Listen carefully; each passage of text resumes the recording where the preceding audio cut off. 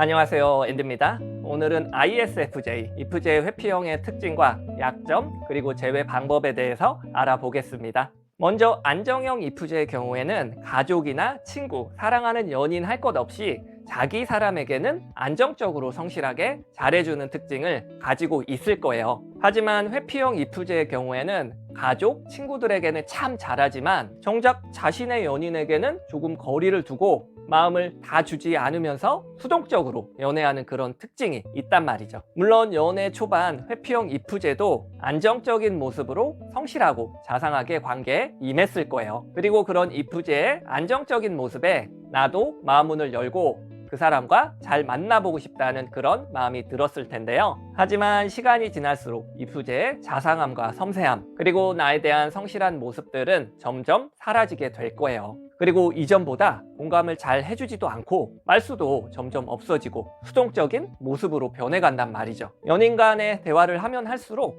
뭔가 회피형 IFJ는 내 감정에 대한 공감과 존중보다는 자신의 입장에 대해서만 이야기를 할 때가 점점 많아지게 될 거고요. 이때 나는 내가 어떤 잘못을 해서 안정적이었던 IFJ 남자친구가 왜 마음이 변했을까 고민하는 시기가 오게 될 거예요. 왜냐하면 처음에 안정적으로 나에게 참 잘해줬던 사람이었는데 시간이 지나면서 상당히 많이 변했거든요. 그리고 그런 모습들 때문에 나만 관계에 연연하는 것 같고 나만 노력하는 것 같아서 힘든 시간들을 보내게 될 텐데요. 그럼에도 나는 관계를 잘 이어가고 싶은 마음에서 상대에게 최대한 맞춰주면서 만나왔단 말이죠. 하지만 상대는 나에 대한 어떠한 믿음이나 확신을 주지 않는 것 같아요. 본인 가족들에게는 조그만한 일이 있어도 당장 달려가서 모진 수고를 마다하지 않으면서요. 유독 나에게만큼은요. 제법 무심한 것 같고 수동적으로 행동한단 말이죠. 그래서 서운한 마음을 꾹꾹 눌러가면서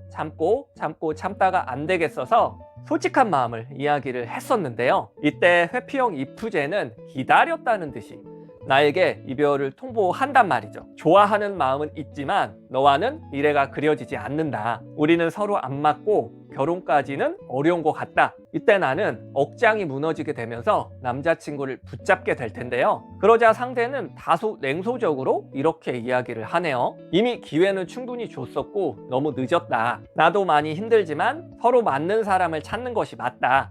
이미 마음 정리를 다 한 것처럼 매정하단 말이죠. 내 입장에서는 무척 황당할 거예요. 오히려 내가 더 많이 참고 더 많이 노력하면서 만나왔었는데 지가 나에게 기회를 줬었다니 억울하단 말이죠. 그리고 상대는 지금까지 나를 만나오면서 한 번도 들어보지 못한 마음에 담아놨던 이야기를 하는 거예요.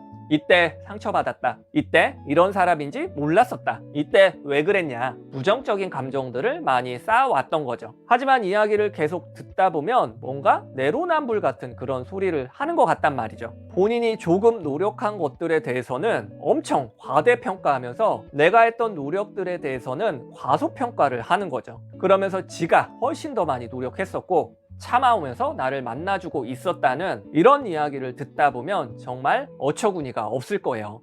하지만 이별을 통보받은 입장에서는 내가 관계를 다 망친 것 같아서 나에게 문제가 있는 것 같아서 자책하고 힘든 나날을 보내게 된단 말이죠. 그리고 마지막으로 한 번만 기회가 주어진다면 남자친구와 다시 잘 만나고 싶은 그런 마음일 텐데요. 그렇다고 한다면 회피형 IFJ는 왜 이별을 말하게 되었을까요? 상대의 입장에 대해서도 한번 알아봐야겠죠. 기본적으로 IFJ는 자기 사람에게 상당히 잘하는 유형이라고 했었잖아요. 어떻게 보면 책임감이 강하고 관계에 있어서 성실하게 임하는 유형이란 말이죠. 안정형의 경우에는 잘해야 한다는 어느 정도 압박감이 있겠지만 그럼에도 안정적으로 잘 감당하면서 성실하게 관계를 위한 노력들을 잘 하게 될 거예요. 하지만 회피형의 경우에는 안정형과 똑같은 크기의 압박을 느꼈을 경우 그 중압감을 견디지 못하고 회피하고자 하는 욕구를 강하게 느낀단 말이죠. 그러다 보니까 본인이 뭔가 더 참고 노력한다고 느끼게 될 거고요. 여자친구가 원해서 본인이 만나주고 있다고 생각을 하게 될 거란 말이죠. 그리고 IFJ는 여성스러운 면이 있다고 했잖아요. 겉으로 보여지는 이미지와 다르게 제법 소심하고 깐깐하고 까다로운 면이 존재한단 말이죠. 대범하고 둥글둥글한 사람들은 대체적으로 생각을 단순하게 하는 편이에요. 그렇기 때문에 대범하게 행동하고 일관적으로 둥글둥글한 거겠죠. 이와 반대로 소심하고 깐깐하고 까다로운 사람들은요, 이런저런 생각들을 상당히 많이 한다는 거예요. 여자친구는 왜 저렇게 행동을 할까?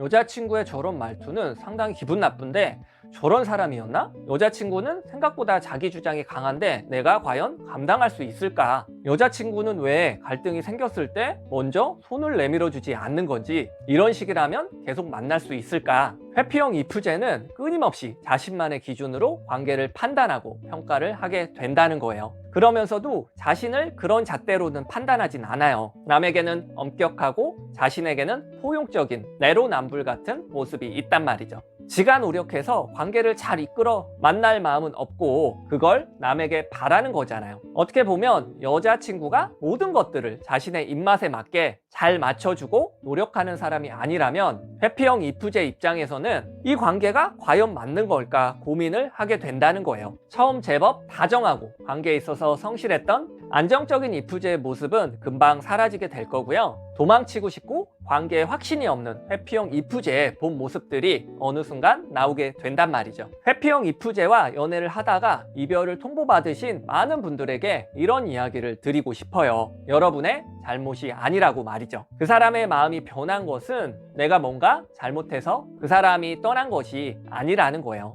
그냥 그 사람 자체가 회피 성향이 강하고 내가 상대에게 99% 다 맞춰준다고 하더라도 1%의 내 단점 때문에 떠날 수 있는 그런 사람이라는 거예요. 그럼 나머지 1%는 본인이 노력하고 채워주면 되는 거잖아요. 하지만 회피형 이프제는 그 1%를 1%라고 보면서 관계를 부정적으로 생각하고 노력도 안 하면서 도망칠 궁리만 한단 말이죠. 그래서 회피형 이프제의 흔한 이별 멘트가 바로 우리는 서로 안 맞고 결혼까지는 어려운 것 같다. 좋아하는 마음은 있지만 너와는 미래가 그려지지 않는다. 이런 식으로 이별을 말하게 될 거고요.